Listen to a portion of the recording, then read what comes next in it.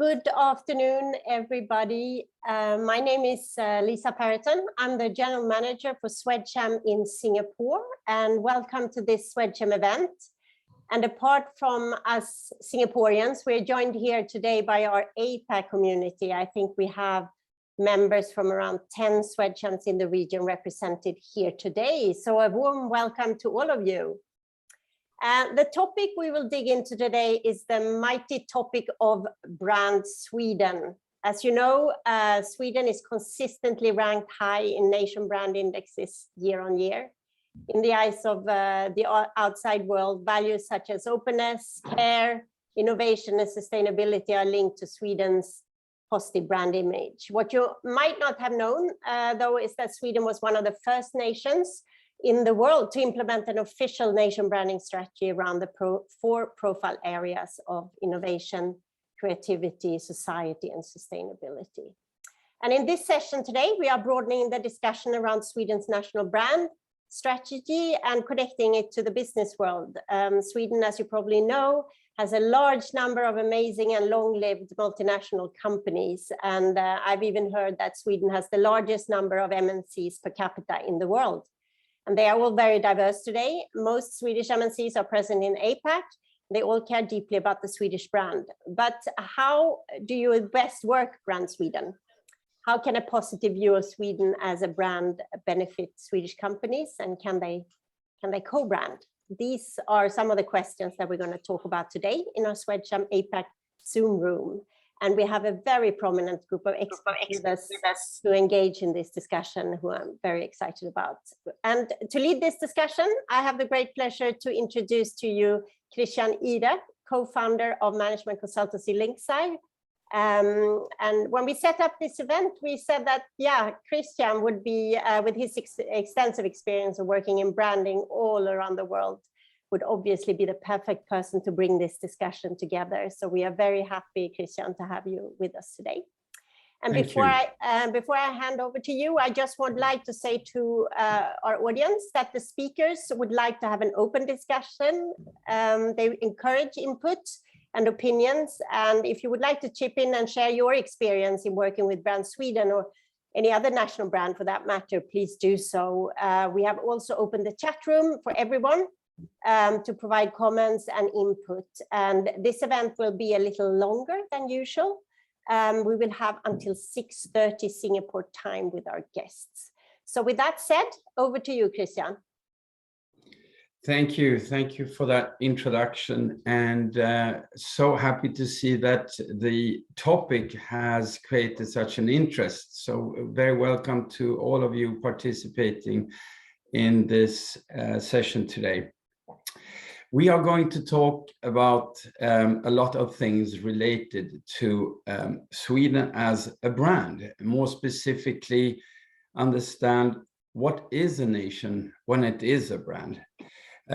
What do we as Swedes stand for, and what have we done to create those kind of associations?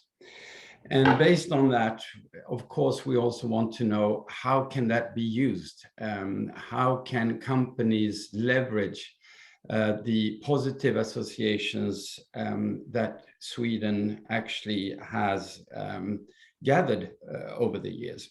And to answer these questions, we have a very competent panel with us today that will provide the perspectives on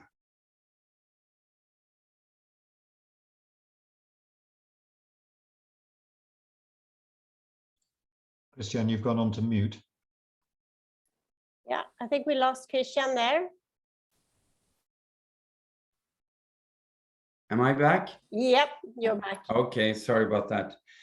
A bit of housekeeping before we actually start. I would really urge you to type your questions in the chat field so that we can gather your questions, and in between the different presentations of the perspective and also afterwards, I will try to address those questions as much as I can. A tip is also to try to turn off your phones. In this parallel lives we are living, we are constantly distracted by notifications and SMSs from everyone. So just to make this as immersive as possible, try to keep those phones off. We'll have 90 minutes, as said, and those 90 minutes will start with having our three panel contributors to provide their perspective in batches of 15 minutes. We'll have a couple of questions in between, and then we're opening up for the last 45 minutes to be really about the questions and answers, as I know that many of you are working for Swedish MNCs or have worked with them, and not all of you, actually a majority of you, are not Swedish. So I think you can really provide your own perspectives and have very relevant questions to this topic. So without further ado, let's start this session and introduce our three panelists. We have Madeleine Sjöstedt, who's the Director General of the Swedish Institute. For those of you who do not know what the Swedish Institute is, it's a public agency that promotes interest and trust in Sweden as a nation. Madeleine has, in addition to being a Director General of the Institute, passed as a senior consultant for a strategic communication agency, and also been a vice or deputy mayor of Stockholm, responsible for, among other things, culture and business. So very much looking forward to how you see, Madeleine, also this interaction between brand and business, and how we can leverage that to the utmost. We also have Leonie Hoskin, retail manager for IKEA in Thailand and in Vietnam. Leonie has quite a lot to tell us about IKEA. She's worked there for 36 years in 6 different countries around the world. And I know that Leonie is also personally very motivated by trying to understand how people live and how they want to create their homes, which is of course very suitable as you are retail manager for IKEA. And then lastly, we have Simon Arnholt, who I know is probably the world leading expert in nation branding. Simon is a policy advisor, but also author of several books in this field, and also creator of some of the metrics that help us define the strength and the nature of nation's brand. So Simon, let's start with you, and it would be really interesting to hear you explain the concept of a nation brand. What is it? What does it mean? And in that context, what does Sweden stand for in the minds and hearts of people around the world? Thank you very much, Christian, for the kind introduction, and good afternoon, everybody. I'm getting some feedback, Christian. I think somebody's microphone must be still on. Let me try that. That's gone. Thank you very much. So as Christian said, what I'd like to do is to start, if I may, with some basic observations about this concept of nation as brand.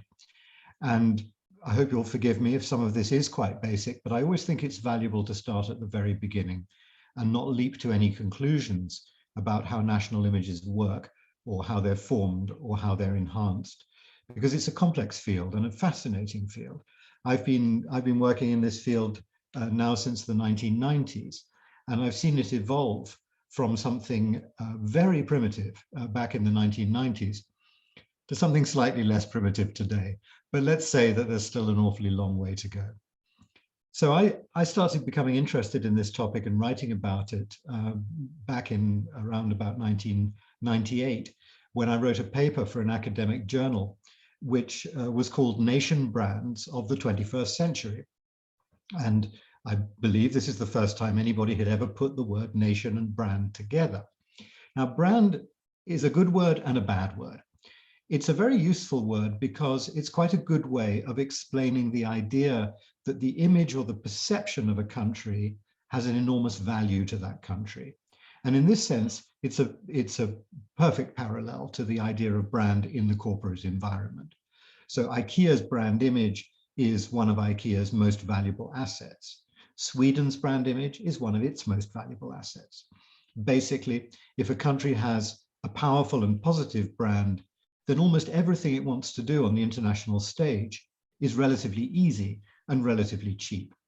If a country with a good image wants to attract more tourists, more foreign investment, more diplomatic connections, more talent, then it's easy to do so if it has a good image because people already think well of it. If, on the other hand, you live in a country which has got a weak image, or worse still, a negative image, then everything is more difficult and everything is more expensive. And so this is a very real and quite measurable phenomenon. It's not something superficial, it's something almost tangible. And so in this paper, which I wrote in 1998, I argued that countries and the governments of countries need to understand today that they are also responsible for the good name of their country. The image of their country is its most valuable asset, and governments are responsible for looking after that and for ensuring that when they leave office, they hand down the image of the country in at least as good condition as they received it, and preferably better. And in order to explain this principle of national image, nation as brand, I used a metaphor from the corporate world, something that in academic circles is called country of origin effect. In other words, the value of the made in label. This is a really good illustration of the value of a good national brand. If you add made in Sweden to a product, does that make the product seem more valuable or less valuable? Well, in the case of Sweden and in most product areas, it makes that product seem more valuable. Made in Japan, similarly, today adds an enormous amount of perceived value to any Japanese product.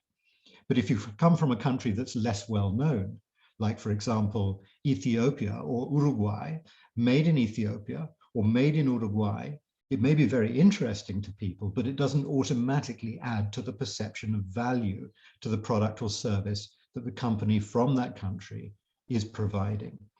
So I argued that this country of origin effect added an almost incalculable amount of value to the economies of countries with good images, because it boosts the perceived value of their products and their services. But it doesn't stop there. It's not just the products and the services that appear to derive value from the image of the country, also the people. If you've come from a country, if you're a citizen of a country with a powerful and positive image, then you yourself acquire a slightly more powerful and positive image. And I've done many experiments over the years that show that depending on your country of origin, it may be much easier or much more difficult to get a place at a university overseas, to be hired by an international corporation. In other words, your own personal destiny as you move around the world or work around the world is affected by your own country of origin, just exactly as if you were a product from that country. Culture works in the same way. If you're trying to promote the culture of your country to people in other countries, it depends on the brand image that your country has got. If it's got a powerful and positive image, then people are more likely to be interested in your culture. If it's got a weak or a negative image, they're less likely.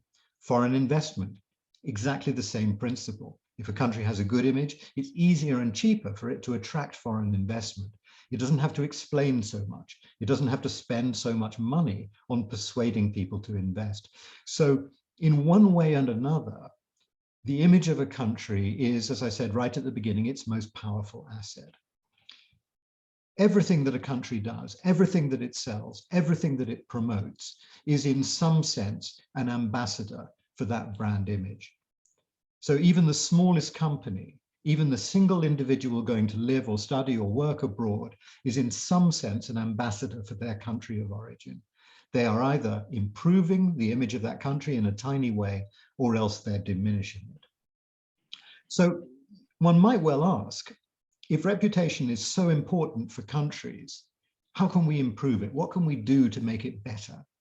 Obviously, successful companies help in a way, but it's not the whole story. What can a government do, for example, to improve the image of its country? Well, this is where the word brand starts becoming more of an obstacle than a useful term. Because the problem with the word brand is that it's associated, especially if you talk about branding, with marketing communications. The idea that you build a brand by telling people how wonderful it is. And of course, that's a very, very difficult model to put on the nation state. There have been many, many examples of countries over the last 20 years that have spent enormous amounts of money trying to promote their brands, to tell people how wonderful, how beautiful, how successful, how rich, how modern, how well organized they are. And actually, it doesn't seem to make an awful lot of difference. Now, I know this because back in 2005, I started measuring country brands. I started a survey which still runs every year, which is called the Nation Brands Index. Today, it's called the Anhalt Ipsos Nation Brands Index because the fieldwork of the survey is conducted for me every year by the research company Ipsos. And the first thing that the Nation Brands Index told us back in 2005 is that actually the images of countries are extremely robust and extremely stable. Whether they're positive or negative doesn't make a lot of difference. They're stuck. And that's because most people around the world don't think very much about other countries. And so their perception of what another country stands for, its values, its assets, its qualities, its history, its culture, its people, its products, hardly changes from one year to the next. The Nation Brands Index is in fact a really boring survey because the ranking really hardly changes from year to year. So one of the first things we learn is that a country image is incredibly stable and incredibly robust. It takes many, many years, decades, generations, centuries to form in the collective consciousness of the world. And it's almost as difficult to damage that image as it is to build it in the first place. It takes almost as long to spoil it as it does to build it. And this is quite different from what I think a lot of people expect. There's a sort of expectation that national images are somehow very vulnerable, that something going wrong, mishandling a pandemic, or some kind of political scandal, or even losing a football match, can somehow damage a country's image overnight. All of the evidence suggests that this is not the case. When you've got a good, powerful image, it takes a real lot of effort to try to damage or destroy or weaken it. And that's the whole value of a positive national image. It's a kind of standby source of positive equity that will help you trade and will help you to continue to operate in the international environment, even when things go wrong.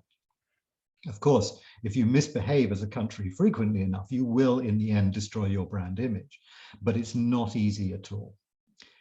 The other thing that we discovered from the Nation Brands Index fairly soon is that it's equally difficult to improve the image of a country.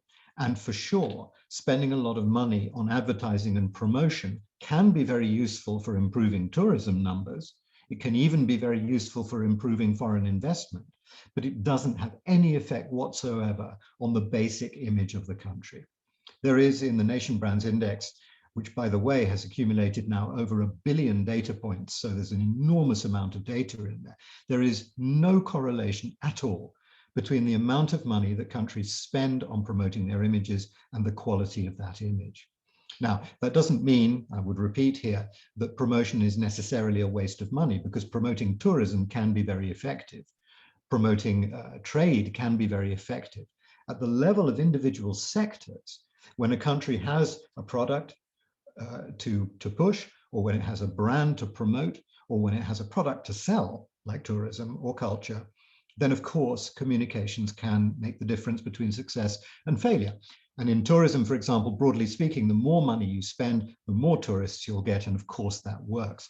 But the idea that a country can create or manipulate its overall image by messaging seems to be entirely false. There's just no evidence that that works. So what drives a good reputation? Well, we've said that it's something very, very valuable and very important to countries. So where does it come from? In 2012, I did a very thorough analysis of the database of the Nation Brands Index. By this time, it was over 1 billion data points. And I simply wanted to ask it the simple question, where does a good reputation come from? Why do people admire Sweden more than they admire so many other countries? And it turns out that the primary reason why people admire any country is not because it's rich or successful or well-organized or democratic or peaceful, or that it's got beautiful landscapes, or that it produces even wonderful products. No, the number one reason why people admire countries is because they are a principled player in the international community. In other words, people like countries that seem to contribute something to life on Earth. People like countries that care about the global challenges. They like countries that seem to be doing a lot to combat climate change or the pandemic, not in their own borders, but internationally, or conflict, or human rights, or equality. People like to feel glad that countries exist because they are good players, good neighbors in the community of nations. That's the number one reason. And that is the main reason why Sweden has such a good image. It's not because of the beautiful landscapes. It's not even fundamentally because of the fabulous brands. It's not because of the well-educated people or the stable governance or anything of that sort. The number one reason why people admire Sweden around the world today is because they respect the fact that it contributes to peaceful furtherance of the world's everyday business, that it cares about international issues, that it tries to reduce poverty in other countries. In other words, everything outside its own borders appears to have a benign effect. This is why in 2014, I launched a second survey, which I call the Good Country Index. And the Good Country Index doesn't measure perceptions, it measures reality. How much does each country on Earth contribute to the world outside its borders in reality? Should we feel glad that a country exists? Is it focused on its own interests, or is it focused on all of us? Because the countries that we prefer are the ones that are focused on all of us. Sweden, in the Nation Brands Index, always ranks in 9th place. I told you it was a very, very stable index. So pretty much ever since I started running the Nation Brands Index in 2005, Sweden has always ranked around about 9th. Now that's a very, very high position out of 60 countries. Sweden is certainly not the 9th largest economy in the world. It certainly doesn't have the 9th largest population, but it does have the 9th biggest image. So it's clearly punching above its weight in image terms. But if you look at the detail of the Nation Brands Index and not simply the overall ranking of the images, what you'll find is that it's nearly always second, number 2, when it comes to governance. The way that Sweden is governed and the way that it governs itself in the international community, what it contributes to life on Earth, to humanity and the planet. It's third, usually after Switzerland and Canada. This is the core of Sweden's powerful image, the perception that this is a country that contributes to the life of everybody. And that simple truth is the jewel in the crown of Sweden's image. And it's the most important thing, I think, to remember when we're talking about promoting or marketing or even just discussing Swedish products and services. What makes those products special is that they come from a country with a special image. And the special image is that this is the country everybody feels glad that it exists. Thank you very much. Thank you, Simon. And I think it's hugely interesting, especially with regard to many of the questions I get from clients running company brands, where we try to promote the idea of having a company that also is very clear about its purpose, because the purpose is very much defining not only what a company does for its customers, but also the role that it plays on a societal level. And it's exactly the same logic. And very often I'm met with questions from CEOs who say, but who's interested in a company that promotes its or works a lot with its role as a societal contributor? And the findings that we have are exactly the same as yours, that what really happens with those companies is that they build brands with a much bigger substance in them, than those who are only focused on promoting their companies to the products that they produce or the services that they provide. That's exactly right. In fact, one of the things that I often say is that the good country philosophy is basically identical to corporate social responsibility. Exactly. All I'm saying is that it applies to countries as much as it applies to companies. And so what countries would you say are good at also exploiting that brand strength in the area of business particularly? Well, I think probably the biggest success stories in modern history are Japan and Germany, two countries that recovered from having pretty damaged images at the beginning of the 20th century or the early 20th century to today being two of the most admired countries on the planet. Germany is invariably these days #1 in the Nation Brands Index. Japan is never far behind, and both of them succeeded in building their national images primarily via their exports. It was the consumer products and the industrial products of Japan and Germany, starting from the 1950s onwards, that gradually persuaded the world that these were two countries that could be trusted and admired. And then gradually people began to admire not just their products, but also their culture, their people, their landscape, their history, and so it goes on. So that took them just a few decades, which in my mind is very quick indeed. We have actually a comment here as well, and I appreciate that this could be its own seminar, but if you could perhaps comment just a little bit on China's branding.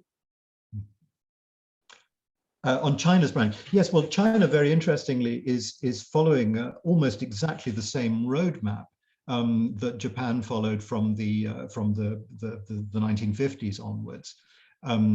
It's exactly as with Japan, and also indeed with South Korea. It starts off by producing very large quantities of very well distributed but quite cheap, quite affordable goods for people around the world, which people appreciate because they may not be very durable. They may be quite basic, but they're very affordable. And that gets the distribution everywhere, and it gets people accustomed to the idea of products coming from that particular country. And then gradually, once you've created that presence, you start to upgrade the quality of the products, and you start to upgrade the quality of the brands behind them, so that gradually you get to the stage where the Japanese products, for example, are no longer considered to be cheap but effective. Today they're considered to be prestigious, and it supports quite considerable premium pricing for well-known Japanese brands. China is following exactly the same path. The difference is that China is doing it a lot faster than Japan did, and it's progressed from cheap, widely available products without brands behind them to prestigious branded products with a price premium in about 10 years. So it's approximately 6 times faster, but basically the same route. Simon, couldn't you say that although China follows the same path as Germany and Japan, and given the importance of governance in the quality of a nation's brand, there China might not follow the same kind of increased admiration as a nation brand, just because they do not have that sort of respect for the way of governing and contributing in the world on other levels than just product. For sure, it's a huge advantage for a country if every aspect of its image is equally admired. And Sweden is very lucky in this respect, because not only its products, but also its culture, its people, its landscape, and its style of governance are all quite widely admired universally. Most countries don't have that good fortune. Most countries, there's some aspect of their image that people are less certain about. Whether it's the governance, as is often the case with China or with Russia at the moment, where these perceptions come from whether they're deliberately fostered, whether they're right or wrong, whether they're up to date or out of date, really isn't the point. The point is that they're there and people perceive them and they become problems. But the example of Japan and Germany shows that it's perfectly possible for a country to manage well on its products, despite the fact that its image on governance may not be a positive one. Now, I'm not making any facile comparisons here between Japan and Germany in the 1940s or 1950s and China in the 1980s or 90s, because they're obviously very, very different situations. But what they do have in common is exactly what you said, Christian, that people can admire quite a lot of things about them, including their products, but they're less sure about the governance side. And Japan and Germany show that you can overcome that difficulty by having good products that people trust. It's possible to drive on 5 cylinders rather than 6 cylinders if you know what you're doing. Thank you, Simon. Last question before we turn to Madeleine from the audience here. What do you see as the difference in Germany versus Sweden when it comes to country image? Sweden's image is a little bit more complete than Germany's. One of the, if I'd had longer and been able to go into the topic more deeply, I'd have shown a diagram that I often use, which is a hexagon that shows the 6 natural channels through which people perceive the images of countries. And Sweden's hexagon is very, very even in the sense that, as I said a moment ago, whether it's culture, people, governance, products, tourism, landscape, history, culture, they're all almost equally powerful. So Sweden's, the soft part of Sweden's image, tourism, culture, people, is equally strong as the hard side of its image, industry, economy, politics, and so forth. Germany, on the other hand, is more typical in that its image is slightly less well balanced. Germany's image is very, very strong on the hard side when it comes to industry, technology, science, politics, economy, but it's slightly weaker on the soft side when it comes to people, culture, and softer products like fashion. So it's quite difficult for a German fashion brand to promote itself because Germany is not associated with those soft values. Much easier for Italy, for example. So Italy, because it's associated with soft values, can very easily promote food, landscape, culture, tourism, fashion. Germany is the opposite. It can very easily promote jet aircraft or cars or technology. So Germany is fairly typical in the sense that its image is slightly unbalanced. All of this is rubbish, of course, because Germany can produce very good fashion. It has one of the most important cultural heritages of any country in Europe, indeed in the world, but that's just the way that perceptions work. And that's why I use this word brand, because it's just a very simple, very superficial stereotype in people's minds. It enables them to just shorthand and say, yeah, Germany's all about boring, efficient, tough stuff. Italy's all about exciting, romantic, soft stuff. And that does an incredible injustice to both countries, but it's the way that we perceive the world. Thank you, Simon. And Madeleine, having heard Simon talk about the well-balanced brand of Sweden, you wonder, of course, what have we done?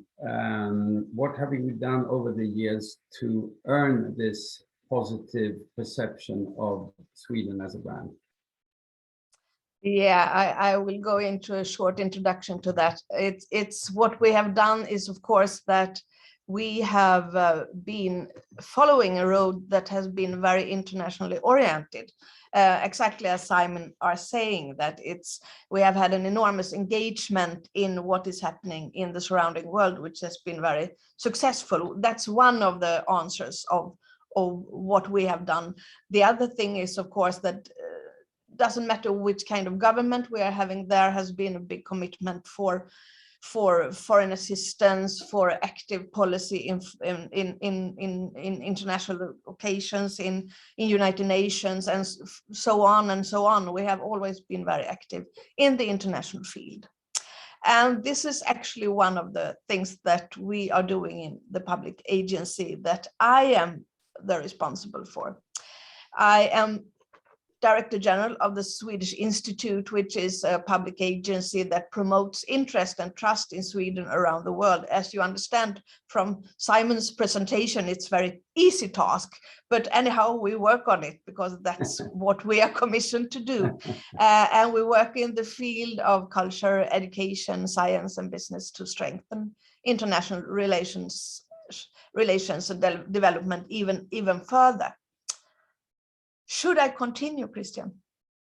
Yes, please do. Yes, thank you. Thank you. And as we are a public agency, we are governed and we have a commission by the Swedish government, and that is, as I told you, to increase interest and trust in Sweden in a lot of ways. And we do it very targetedly towards sustainability, innovation, and gender equality. And we have chosen this kind of themes because that's where we see that there is interest, because you can of course communicate concerning a lot of things where you are interested yourself, but it's an advantage if the one that you talk to is also interested in what you are saying. And we have a focus to attract trade and to investments to Sweden, and also talent. We lead a lot of talent to Sweden. So if you have any talents to spare in your companies, they are very welcome to us. And we want to also attract students and companies to come to us.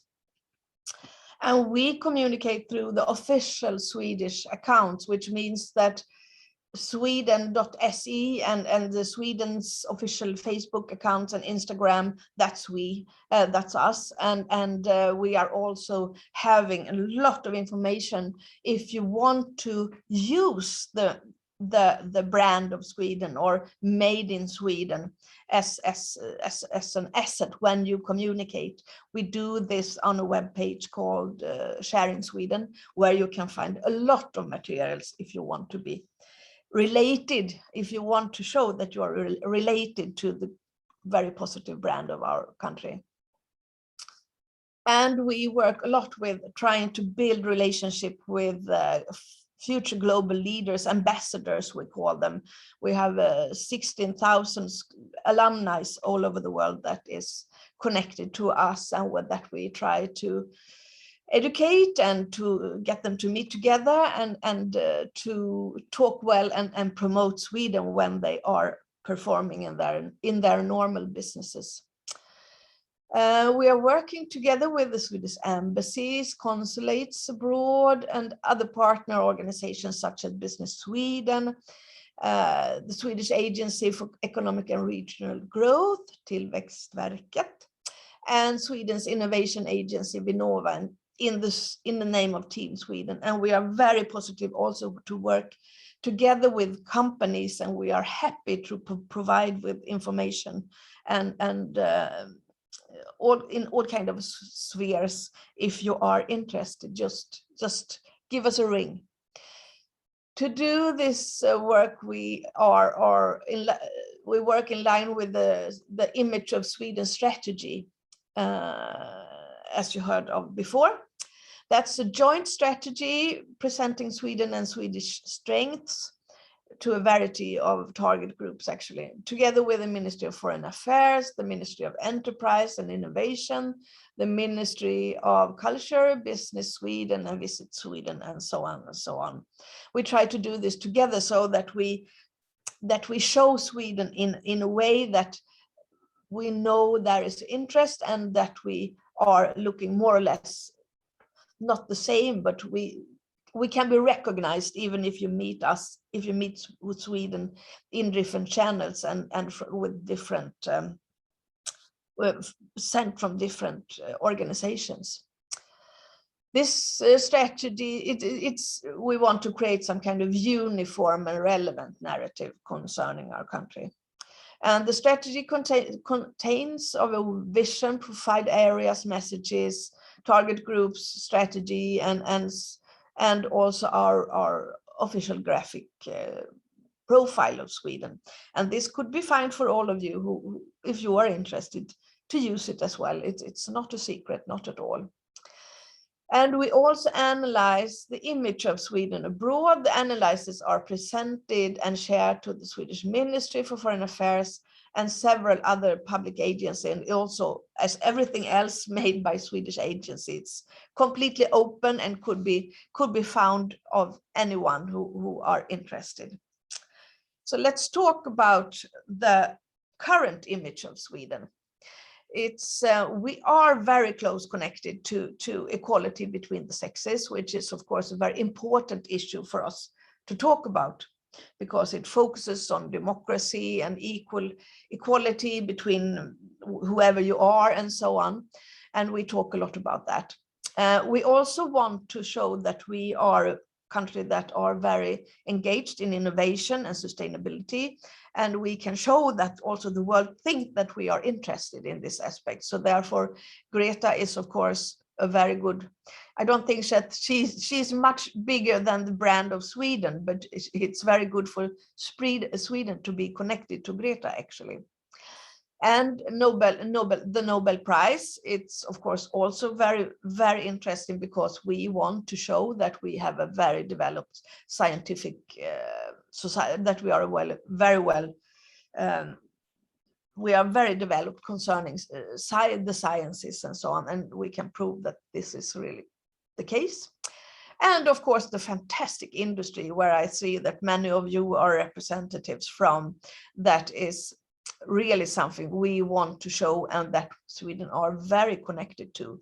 You see a Volvo, but there is also a lot of other very innovative industrialization projects happening in Sweden right now.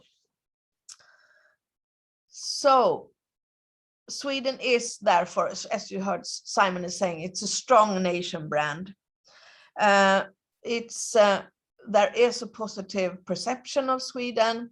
We are being seen as a very progressive society with social justice and equality, to be creative and innovative society with a competitive business climate. Although this, I hope we are seen like that. There is also an internal debate, of course, in Sweden concerning this kind of issues, as it should be.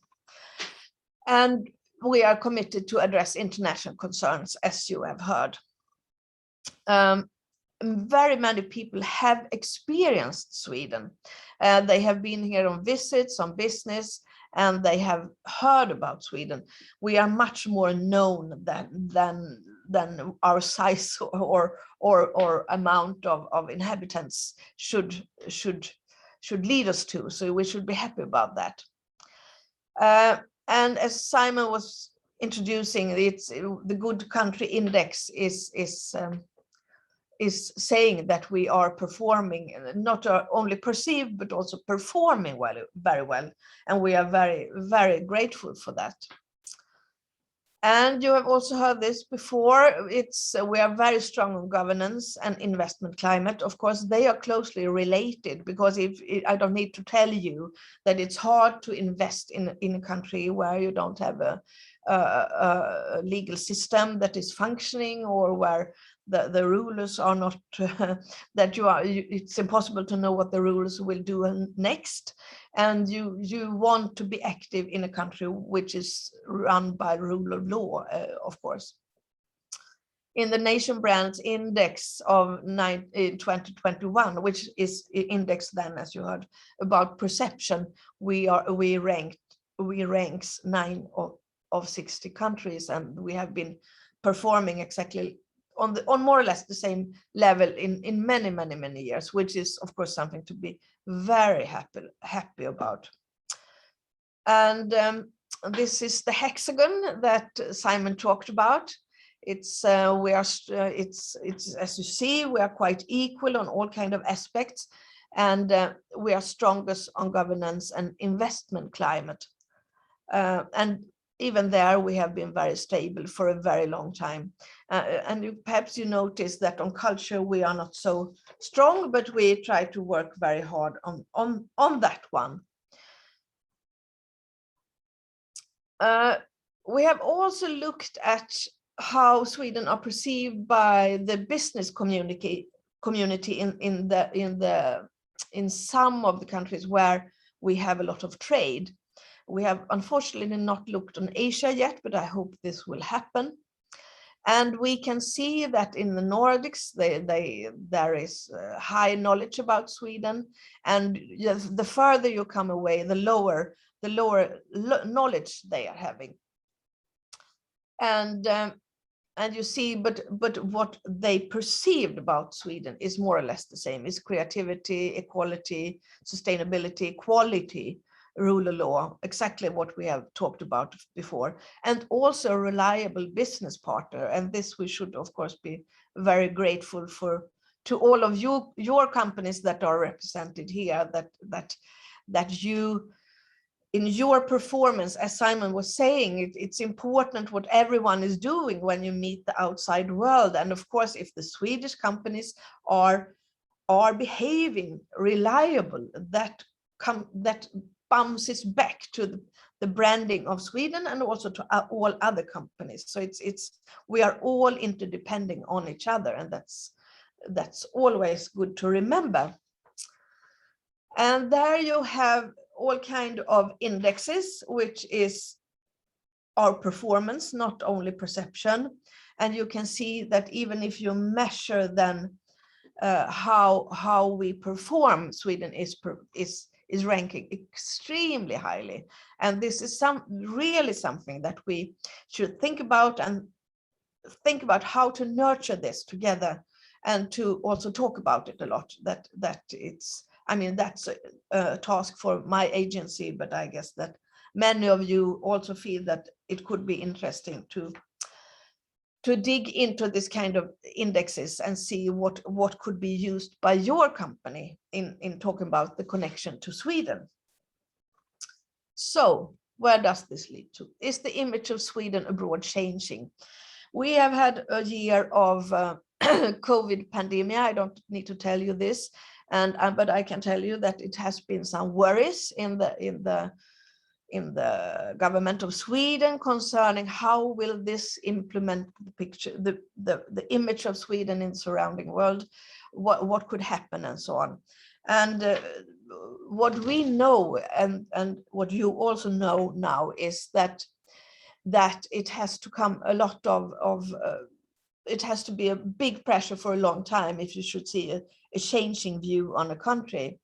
But of course, what we have to be aware of is that many countries are having the same nation brand strategy, or are also performing in the same way as Sweden. That we are very many countries now that focus on sustainability and on innovation and so on. And what we try to do in Sweden is that we, from the Swedish Institute and the Business Sweden, has now a joint communication concept that might be interesting for you as well, that is saying pioneer the possible together with us. Join Sweden in pioneering the possible, which is an attitude that we do this together. We are good in many aspects, and we are good performers, but we are also good performers in working together with others. And that's where we are trying to head now. So that's the end of what I was that I wanted to say to you. And it's important to say that we are not a public relations agency from the Swedish Institute, but what we all do actually matters for how Sweden is perceived by the outside world. Thank you. Thank you, Madeleine.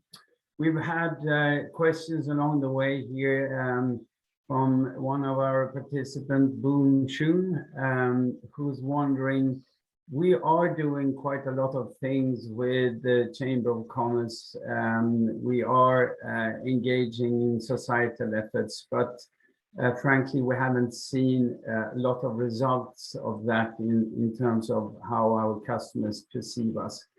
If I have these kind of questions, I'm out there in different parts of Southeast Asia and I'm concerned about things that could actually help me as a company when it comes to leveraging a bit of the Swedishness in promoting my business. Who should I turn to? Who's the brand manager of Sweden? Yeah, it depends on who you ask. I would say that the Prime Minister is the brand manager of Sweden, because you don't create a brand like that. But if you are interested in what kind of materials you can use and get the information, you should address the Swedish Institute. We also have brand managers of course in our ranks, but it depends on what you are interested in. But there are a lot of materials that could be used actually. Good to know. Does this answer the question? Well, I think that being a Swede myself, I know that we are quite good at dispersing responsibilities and sometimes not as good as to have a very pointed responsible for anything. So I was a bit afraid that the idea of now that we have launched a specific brand strategy for Sweden, that we didn't have anyone that was also ultimately responsible for the brand and promoting it around the world. And of course, as you say, the Prime Minister, as the head of government of Sweden, is ultimately responsible for most things. But when it comes to the specific asset of the brand and how it can be used and leveraged by companies, there might be unclarities as to who to turn to. But I think you provided the answer there. No, but there is an organization or whatever you should call it, with the different departments and the Swedish Institute and Business Sweden and Visit Sweden. I will meet them in 1 hour actually, which is taking care of the branding strategy, and we are working on it constantly. We meet once a month. Yeah. Good, excellent. So on this idea of pioneering the possible and trying to partner up with as many as possible to not only leverage on the Sweden brand, but also help building it. We have a perfect representative in Leonie Hoskin, who as a retail manager for IKEA is a living example of a company that, in my view, is one of the companies that is the most associated with Sweden and the Swedish brand. So tell us, Lynn, in practice, how do you and IKEA leverage the Sweden associations to build your business in the region? Well, I've actually been reflecting on your question since yesterday a little bit, and I've also reflected on some of the comments I've heard right now. I think it's not enough just to be Swedish. I think what the speakers before me have also alluded to, it's actually the meaning behind being Swedish. It's not just made in Sweden. And we touched a little bit together yesterday and also here today about the 4 main values around creativity, innovation, society, and sustainability. And that's incredibly connected to what we do at IKEA. We are a brand that has meaning. And in order to have meaning, you need to have a value base behind that. So I shall proceed with my presentation. Everything about my presentation should share who I am and who we are as a company, IKEA, and what we stand for, from the colors to the fonts to the words, the totality. So I will start with hey, even if I'm originally from Melbourne in Australia. Have spent 7.5 years working in Sweden at some point in my IKEA career. But yes, I will start with a big warm hey. And this is the slide I like most of all, because is it IKEA or is it Sweden? Or is it either or both and? I think it's both and. And we have a 75-year plus history, and that history is embedded in IKEA in Sweden and the Swedish heritage. So I think I wanted to put that in context to start with. So the Swedish Institute has 4 values. We have 8 values. I know that our family members, the camp rats, they would like less than 8, and maybe they're inspired by the Swedish Institute. I think they want somewhere in the middle, maybe 6. The values maybe have different words, but the meaning is more or less the same. And so let me frame a little bit of the context. Is it IKEA? Is it Sweden? Or is it both? And I wanted to start with a quote from history, which inspires me most of all about working for IKEA, and I know has inspired the overall vision and business idea for IKEA. And that's from a famous feminist in Sweden, Ellen Key. And she once wrote, "When beauty is as affordable as ugly, then beauty is available for all." You've heard people mention today that this is about the many people. And that's, you know, you're going to see that in our IKEA vision. It's embedded in who we are. So this inspires me. This is my journey 36 years ago, or 37 years ago, I should say, as a young, person moving out of home. This is what I used to hang my clothes on, just a normal wire coat hanger. And I think it came from the dry cleaners, And I once stumbled 36 years ago across a company called IKEA. And my very first purchase, and I distinctly remember this before I even worked at IKEA, was a set of these 4 coat hangers. I give you the value in Thai baht as I work in Thailand. And we always put the price on our product. So we still sell this product today, 36, 37 years later, 4 coat hangers, 4 plastic coat hangers. I went from a wire coat hanger to a plastic coat hanger, which could also hang pants on. It actually looked beautiful in my wardrobe. So this was, for me, the beginning of my journey when beauty is as affordable, as ugly, then beauty is available to all. And so I began with, no matter where you are from, you can dream big. And that's important in this discussion about brand Sweden, but who you trust those dreams with, that matters more than ever. So, and I want to take you on a journey with that right now.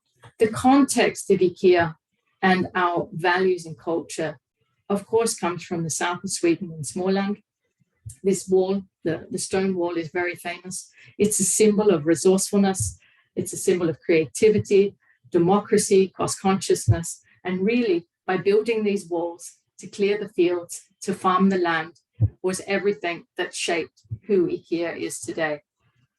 There were 4 lucky coincidences with IKEA. One, it came from the south of Sweden, and these values of resourcefulness and democracy and cost consciousness and innovation are part of who we are.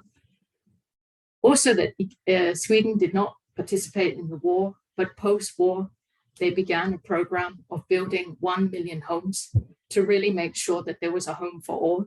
So that was a very pivotal moment. I think everybody knows this person, Ingvar. A coincidence that he should be involved, that one of the most famous entrepreneurs, and what an incredible individual.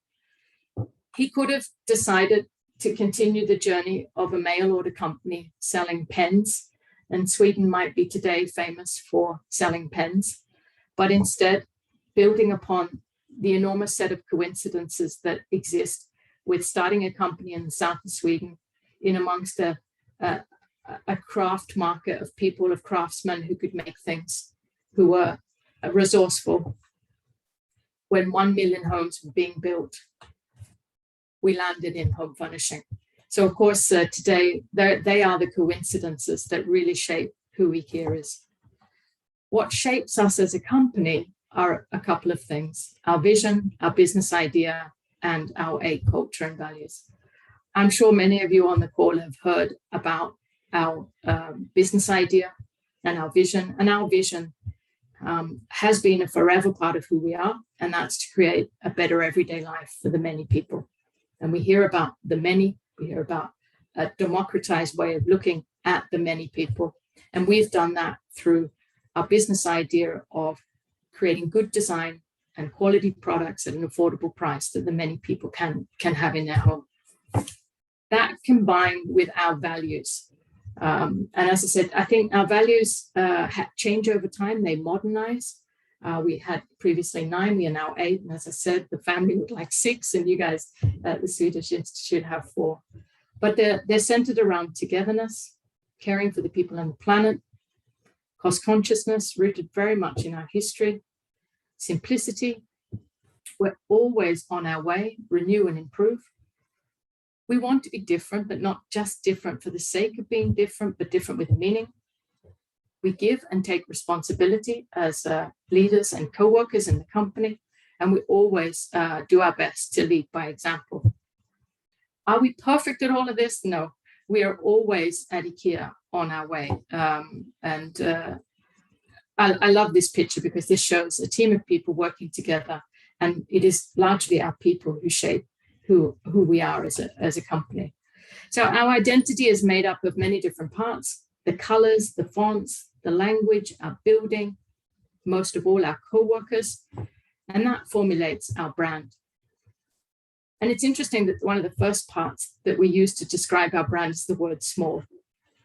Sweden is a small nation, but we like to see that IKEA is a small brand with a big audience. We just happen to have many people that we want to reach. We want to be clear and simple. We have a common sense approach to what we do. Visual, truthful, proud, curious, different, optimistic. And actually, we are continually on our way. Is this IKEA or is this Sweden, or is it both? I think that we are so ingrained, and has IKEA over 75 plus years shaped Sweden, and has Sweden shaped IKEA? I would say both and probably there's been times when we have not had stock, or we had periods of time in the 70s and 80s where our quality was not so good, that maybe it wasn't so nice to be associated with IKEA. Well, always on our way to try and improve.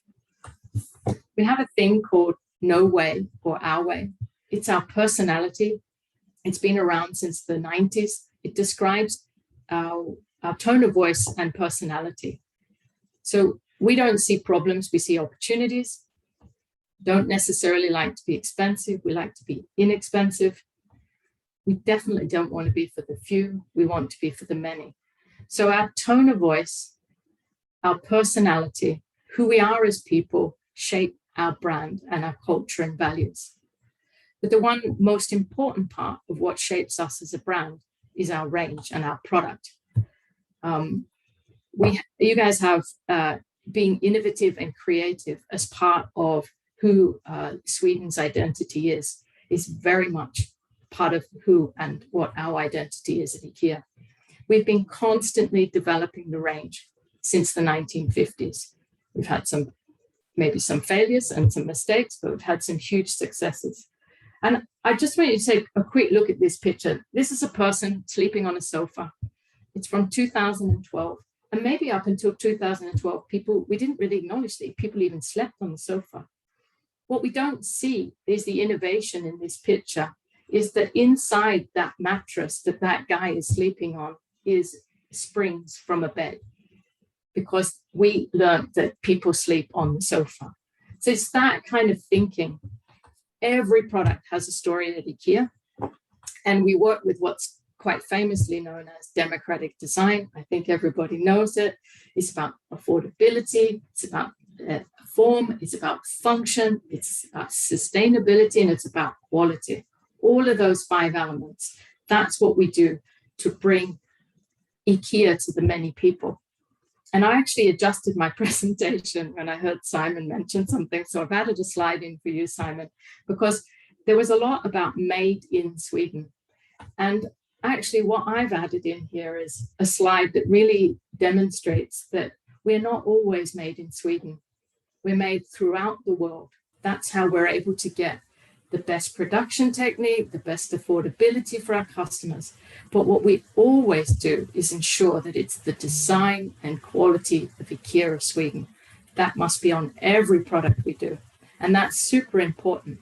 And of course, as a company, we have faced challenges and still face challenges as to where our product is made. Can we import it? Does one country like that this comes from that country, and so forth? But over the years, we worked very hard to ensure that design and quality of IKEA Sweden is the important message. And that is protected still to this day from Älmhult in south of Sweden. Of course, part of democratic design is working with a sustainability agenda, but we want to do that by reaching the many people. And how do you do mass production in a sustainable way that reaches the many people? I just took this one example of IKEA PS from 2017, still in our range today. Each of these vases is mass produced, but every one of them is different. And they're all different colors because basically it's made with scrap of glass from the factory floor. So if the factory had been previously making gray glass or blue glass, then that's what this vase would be made of when its time in the production line would happen.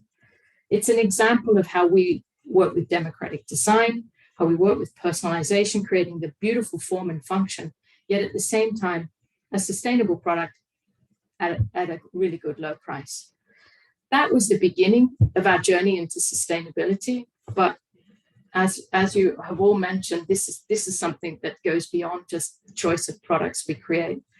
At IKEA now, we have to take a very big leap forward in sustainability and really move with much more speed and much bigger steps when it comes to the people and the planet. We have 3 main initiatives that we're working with: healthy and sustainable living, directly connected to our product range; circular and climate positive, how can we really start to close the loop and really work with dramatic goals set for ourselves, both for 2025 and 2030, and to ultimately be fair and inclusive. I'm proud to work in Thailand, where we are, from a diversity perspective, 50-50. We have a very strong female workforce. In fact, we have all genders and all possibilities the way we work in Thailand. So it's a very good steps that we've taken here, and many more steps to come. We're a company that embraces making mistakes. It's an important part of our culture and values, and I'm sure that's part of Sweden's challenges as well.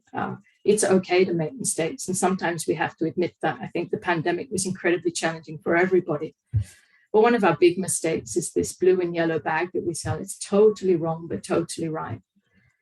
Millions of these have been distributed around the world, but there is no brand on here. Any other company would have put the big logo IKEA on the side. We forgot to do that. 1 million pieces later, this is the most recognizable bag in the world. In fact, even if IKEA is not in a country, this bag is already there before IKEA makes it to actually opening a store in that country. We also like to have a twinkle in the eye. We lean heavily into the Swedish culture, the Swedish traditions around food. And the meatball is probably the most famous food in the world. And I think IKEA has really helped make that meatball such a celebrity. So Sweden's #1 celebrity is the meatball, probably #2 if we put Greta there, maybe. So let's be fair. So #2, I should have changed it quickly before the presentation. But we have a twinkle in the eye, a sense of humor to all we do. And finally, the way we do business is super important. We pride ourselves in being honest, fair, and transparent in doing business. Now, that's not always easy. I was part of the early days of entering into China, and I've worked for many years in Asia. There is, of course, a way of doing business through relationships, a term called guangxi. But for IKEA, we have our own way of doing business, and we're very fair and transparent about that. It's called I-Way. We have a code of conduct in the way we do business. And sometimes that means that we're unable to do the things we need to do, and we have to wait longer in order that we do an honest and fair and transparent business. And all our partners we treat as equal, and that I'm very proud of. It's a fantastic company to work for from a people and partnership perspective. What really drives us as a company is curiosity, try new things, test, develop, and find new solutions. And I think that's the essence of Sweden. It's the essence of IKEA. We're a brand with a meaning and a set of values that's embedded in the history of Sweden, particularly in the south of Sweden. So is it IKEA or is it Sweden? I'm not sure. Is it both and, or is it either or? But at the start, I said that everyone around the world can dream big, but where do you trust those dreams? That maybe is important. And so we're trusted to deliver the dreams of the many at IKEA, and I think that that's an important part. And that's because we're a brand with meaning, and we have great values behind that. So again, I go back to that. Is it IKEA, is it Sweden, or is it just, we've just had an amazing journey together over the last 78-year history. And still many more years to come. So with that, I'll say a big Swedish thank you, which is tack. Okay. Thank you very much, Leonie. One question I have to you is, and you're right in saying, you know, is Sweden an asset to IKEA, or is IKEA more of an asset to Sweden, or is it both? But if I'm a business leader in the region, and I'm thinking, what IKEA is doing should I contemplate doing more of within my own business? What would you say are the associations to IKEA, to Sweden, that helps you the most in creating an attractive business and an attractive brand in the regions that you have been in? I think that's a good question. I spontaneously would answer that we're a brand that's trusted, and I think the main thing is we're honest and straightforward. We will admit we've made mistakes, and I think that's been highly appreciated. You know, we recalled more than 27 million chests of drawers out of the United States of America. What company stands up for the protection of children and then recalls 27 million chests of drawers? We admit we make mistakes. So I think that's really important. Being honest and straightforward is super important. I think the other thing is that we're in it for the long term. We're not trying to quickly fix things or quickly change things. We're here for the long term. And so when we enter markets, we want to partner with markets to develop and grow together, not change societies just for the sake of change. We're in it for the long term. So we're not trend-based at all. And I do think that Sweden as a nation is very value-based. And I think IKEA is value-based. I looked at Boon Chin's question before about, you know, we've tapped into Swedish, but what should we do other than talk about our Swedish heritage? I think really identify what your company values are and how they fit within the Swedish values, and build upon them, because they're meaningful and valued by others. I totally agree on that, and it was my reflection on that comment as well in the chat field, that unfortunately doing it that way, i.e. Working with your values and promoting those values, it's not a quick fix. It takes a huge amount of time before you are recognized for living in having a business that really complies to its own values, because it requires proofs of behaviors to show that you are a value-based company. So it's certainly not a quick fix, but it's the most effective way, I would say, to align your branding and get some of the leverage from Sweden as a brand by living and aligning your values to those. Talking about values, and this is a question to the panel. One thing that did strike me a couple of years ago when we launched Spotify in the US was a heading that said, Spotify is now in the US democratizing music. And then I was thinking, one of the associations that also Simon pointed out was that Sweden was also perceived for the quality of its products and the quality of its services. Yet the most well-known Swedish brands are not specifically about quality.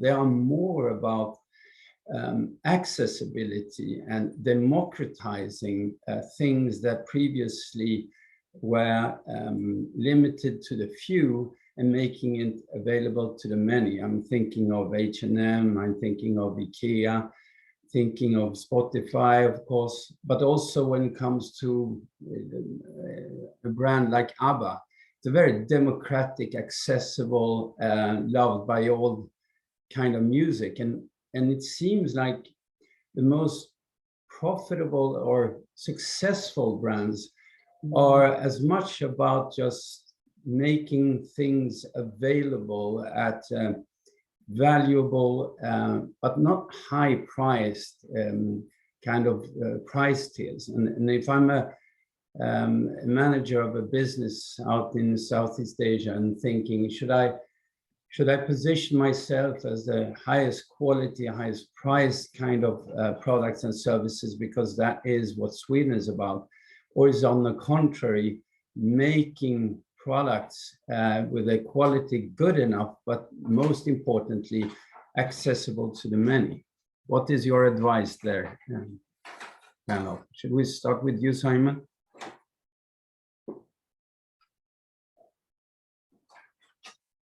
Sorry, I was muted. Yeah, I mean the ratio of price and quality and things of that sort. In a sense, I think those are issues that are a different level of importance from the fundamentals here. In the end, we know that particularly when it's a question of consumer goods, a brand tends to be one of the primary drivers because that's the thing that puts that particular product on your shortlist. Once you're dealing with the shortlist, then issues like price tend to come into play.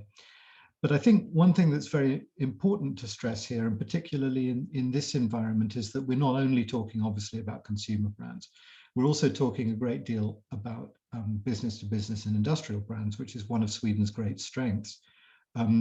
Actually, Sweden, the majority of the brands for which Sweden is known are not consumer brands. It's a good handful for a relatively small country, but so much of the economic strength of Sweden since the beginning of the post-war period has come from its industrial activities.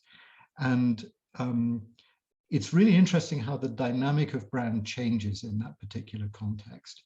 We hear a lot of people, particularly in the business to business environment, saying brand doesn't count in business to business because you're dealing with professional purchasers, not dumb consumers. So they're not driven by emotional factors like loyalty to a particular brand. They're driven purely by price and quality. And it's simply not true. Professional purchasers in the business to business field are human beings until proved otherwise. And so they are also still driven by their emotions and by their feelings and by their sense of loyalty towards the company and where the products come from and all the rest of it. It just has to be built in a slightly different way. And so obviously there are no simple answers to this very broad topic, but I do think it's always very, very important to make a clear distinction between that dynamic of B2B and B2C, because they do operate in very different ways. I mentioned Germany before, and obviously it's a benefit to Germany in the B2B arena that it's associated with all of those hard technical values. And it's a disadvantage to Italy that it's not. And one of the things that I discovered a few years ago was that when I was investigating this, is that a lot of technology brands from Italy, even though they're world-class, even though in some cases they're actually better than the German or Swedish or Japanese or American equivalent, are still obliged to sell their products at anything up to a 20% discount, simply because of the perception that industrial or technological components coming from Italy ought to be cheaper. So these are very, very real factors, and they have to be taken into account. And this is why Sweden is so lucky, because it doesn't really have this problem. Whether it's selling business to business or whether it's selling to consumer, those country brand values assist and support whatever it is that it's trying to do. So lucky to have that luxury. And Madeleine, what would you say? Are we more about democratizing things and making them available to the many, or are we more about promoting quality and very top range of products and services when it comes to our different companies in the world? It's really out of scope of our competence to make any. You are much more competent in knowing this than we are actually. So I wouldn't give any advices concerning that. I just noticed when we talked about Spotify, when they talked about how to democratize, I also remember that Sweden was not very well known when they went into the United States, because on the Wall Street they were putting up the Swiss flag when they were introduced. So it's sometimes we think that we are much more known than we are, but I cannot not really give the only advice. And that's so obvious that you can hardly say it, is that you have, if you want to promote something, it has to be perceived as that you are promoting something that is correct, actually, that it has a background in reality, that you are not inventing, or that you are just promoting an image, that it has to be some kind of be reality based, and that's obvious for anyone doing business, of course. And Leonie, we have been talking a lot about Sweden and how the Swedish brand can help promote products and services for companies around the world. But what about Sweden as an employer brand? How can that be an asset when it comes to recruiting and retaining talent based on Swedishness and Swedish values? Well, I actually know some of the people in the audience from IKEA today, and they all come from this part. So I'm sure they maybe should answer this better than I am. I was actually geared up to answer the previous question, so no problem. It's a huge value how we brand our co-worker proposition and our employee branding. It's super important. We're still on a journey, I would say. Have we got it right everywhere? No. We do see that if you last past the first 2 years at IKEA, you'll probably stay there for the rest of your life. That's kind of a given. But we know that the values are important even in Asia. If I say it like that, people don't just necessarily work for the salary. Although we do have that as part of the employment base that we sometimes have, but the culture and values is the attraction to working at IKEA. But it's not only the attraction, it's the way we recruit. So we have value-based recruitment. So we will employ first and foremost by values as opposed to maybe skill and competence, because we believe that can be trained and nurtured in the workplace. But we want to work with people who are like-minded around our culture and values, that they see a value in simplicity, that they see a value in working together, and so forth. So it's very much an important part of the recruitment process. Of course, like every company, do we always get it right? No, but a large percentage of the time we get it right. So we're working with like-minded people who share the same vision and business idea that IKEA has. So that makes for quite a good working environment to work in. And those that leave and often come back, they say they come back for the values. They don't come back because we're going to pay them more. Absolutely, probably the opposite. They left a more well-paid assignment to come and work for a set of culture and values that has meaning for them. So I'm very proud about that, and then very proud that everybody is treated equal. There are no ties, there's no boardrooms, there's no hierarchy. We try to have the flattest organization possible, and everybody voice and opinion is welcome. And given that you prepared yourself for my questions on quality versus democratization, I would want to hear your point of view on that as well. But while you prepare for that, I would also like to hear the audience perspective on that. Are you leveraging, and in that case, if you are you seeing any value in Sweden as an employer brand in your respective companies? Just give me an opinion on that in the chat, and that would be very helpful. Meanwhile, Leonie, back to you. Quality versus democracy. Yeah, but why I like the previous question was because I think in our long history, we have been good and bad at that question. And probably at the moment, we're on the backside of a good period, if I say like that. And it's all connected to democratic design. If we just do price and volume and add no value or meaning, then of course it's just cheap products, as Simon described, being manufactured in some country. It's not what people want.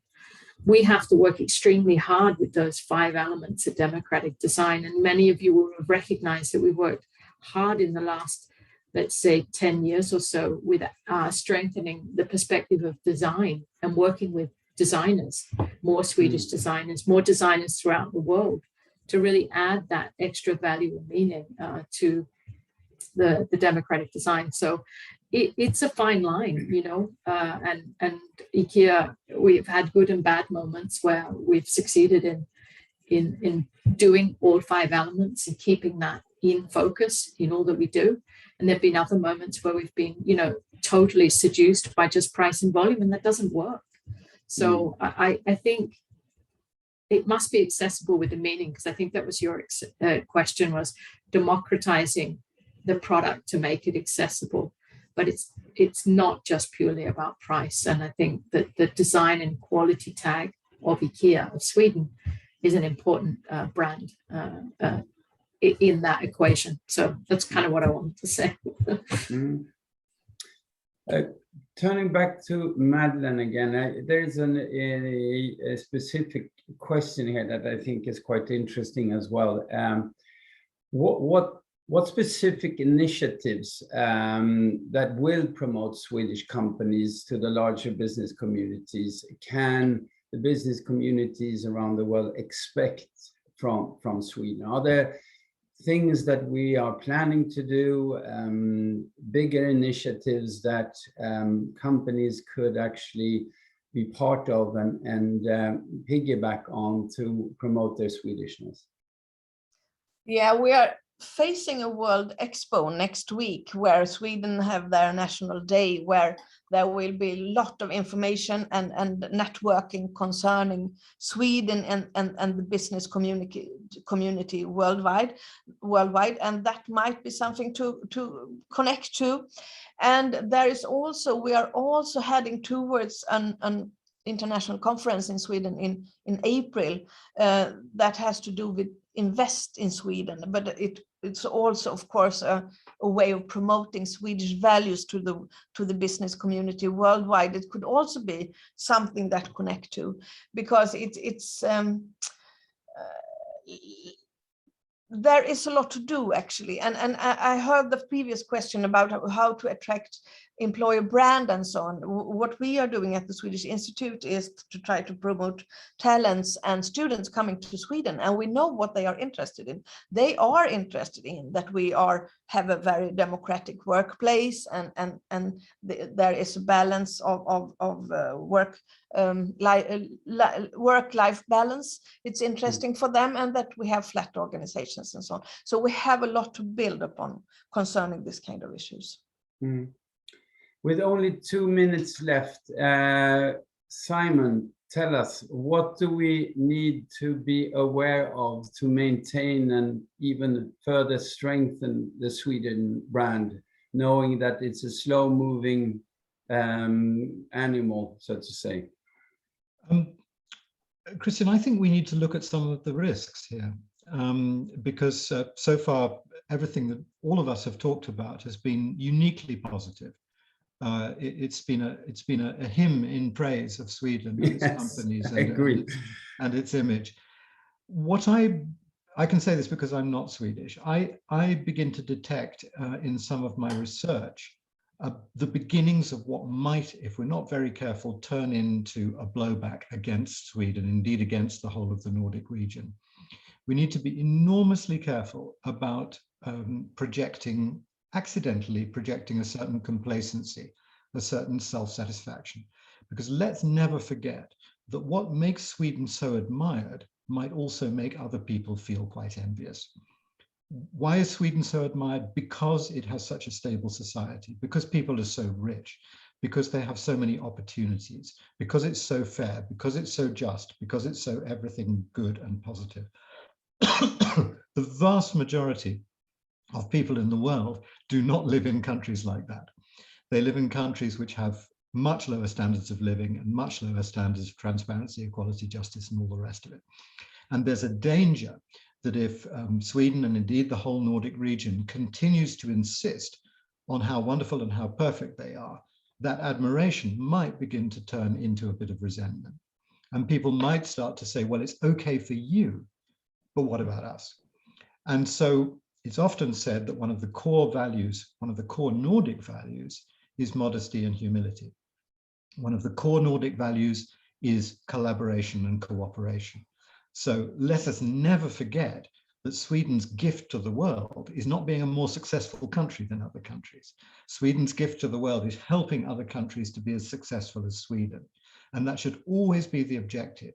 It's easy to go over the top with, especially if you're a smaller country, in shouting about how successful you are, but that's extremely counterproductive. And the same applies to commercial brands, as we know. It's about, the fundamental basis of marketing is it's not about you, it's about the customer. Exactly. Right? So any marketer will say, don't start with telling how wonderful your product is or how wonderful your company or your country is. Start with looking at the needs of the people out there. What do they regard as broken that you might be able to fix? What do they regard as important that you might be able to address? What do they regard as essential that you might be able to provide? That has to be always the starting point, rather than why are we so great? Thank you, and thank you the panel for all of these very insightful comments that you've had along the journey. I will be handing over to you again. Thank you so much for this session and the interactivity, and hope it was of value to everyone listening in. And thank you very, very much to all the speakers, to Simon, Madeline, Leonie, and Christian for this 1.5 hours together. I think it ended on a very good note that actually we need to go back to the core values and see what made Sweden great and continue in that way. And we constantly have a lot of discussions with our Swedish companies out here. Many of them have no Swedish employees. And the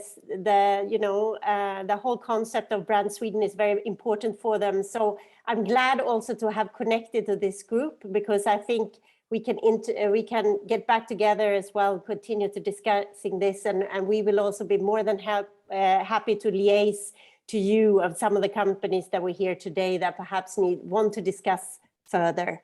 So yeah, with that said, thank you so much for sharing your knowledge. This was actually the last event for SwedCham this year. We are soon going into a Christmas break. So, and I hope, wish everybody a Merry Christmas, and also wish everybody a really good 2022, perhaps more open, that we actually can connect, maybe even face-to-face going forward.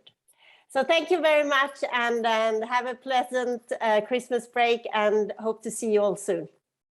Thank you. Thank you. Bye-bye.